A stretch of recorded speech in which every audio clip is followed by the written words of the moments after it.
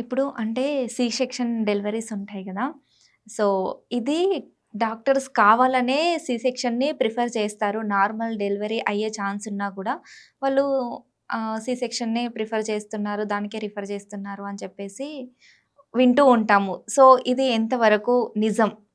అంటే ఒక డాక్టర్‌గా మీరు అంటే నిజంగానే సి సెక్షన్‌ని ప్రిఫర్ చేస్తారా? నార్మల్ నార్మల్ డెలివరీ అయ్యే అస్సలు ఛాన్స్ ఉంటే? కాదండి. ఓకే. ఎవ్వరు ఏ గైనకాలజిస్ట్ కూడా హ్మ్. సిజేరియన్ సెక్షన్ చెయ్యాలి అని ఇష్టపూర్వకంగా ఎవ్వరు చేయరు. ఓకే. అసలు ఇన్ని ఇయర్స్ టుగెదర్ మేము కష్టపడి చదివి హ్మ్. ఫైనల్గా వచ్చి ఆ మాట అనిపించుకోవడం అనేది ఎవ్వరికీ ఇష్టం ఉండదు. అలా చేయడం కూడా ఇష్టం ఉండదు. ఎవరికైనా కానివ్వండి సిజేరియన్ ఇండికేటెడా హ్మ్. చేయాలి. అది కూడా అసలు ఫస్ట్ నార్మల్ ట్రై చేసి నార్మల్ అవ్వకపోతేనే సిజేరియన్కి అనేది తీసుకెళ్ళడం జరుగుతుంది. ఓకే. సో స్ట్రైట్ అవే సిజేరియన్కి గైనకాలజిస్ట్లో ఎక్కువ టువర్డ్స్ చేస్తున్నారు హ్మ్. అనేది మాత్రము ఆ! నిజం ఓకే. కాదు. అంటే ఒకప్పుడు అందరూ నార్మల్ డెలివరీసే ఇచ్చేవాళ్ళు గదా! సో, ఇప్పుడు అయ్యేవి హ్మ్.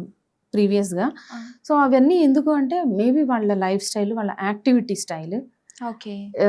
ఏ విధంగా చేసేవాళ్ళు ఇంట్లో అవును. వర్క్ హార్డ్ చేసుకోవడం వర్క్స్ ఎక్కువ కానివ్వండి, చేసేవాళ్ళు.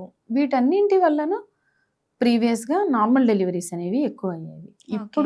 ఇప్పట్లో నార్మల్ డెలివరీస్ కూడా అవుతాయి. కానీ హ్మ్. మన ఫుడ్ హ్యాబిట్స్, సో హ్మ్. వాళ్ళు తిన్నటువంటి రైస్ క్వాలిటీ కానివ్వండి, ఏదైనా మన స్టేపుల్ ఫుడ్ అనేది ఓకే. ఎన్ని పెస్టిసైడ్స్ కానివ్వండి, ఎన్ని కలిసొస్తుంది. ఓకే. వెజిటబుల్స్ ఫుడ్ కానివ్వండి, కూడా ఎఫెక్ట్ సిరియల్స్, చూపిస్తుందా? పల్సెస్ అంటే కానివ్వండి, ఏవైనా ఓకే.